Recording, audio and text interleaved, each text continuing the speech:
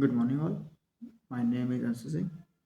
I am basically from Sonbhadra, Uttar Pradesh, but recently staying in Ghaziabad. I did my BTech in Electrical Engineering from Dr. APJ Abdul Kalam Technical University, Lucknow, Uttar Pradesh in 2018. But after that, I am working as a quality engineer in SUV Electrocorp, Ghaziabad. After that, I want to switch my career in IT sector. My friend suggested about eVision.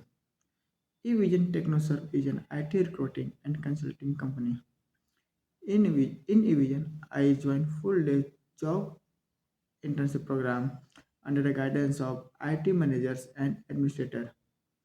In eVision, I got to know about many technologies like networking, virtualization, CCNA, Windows Administrator, ITIL, and cybersecurity.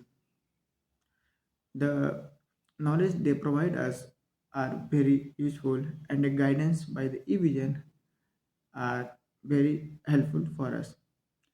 I got a job offer letter from HCL Technologies Noida at the position of system analyst.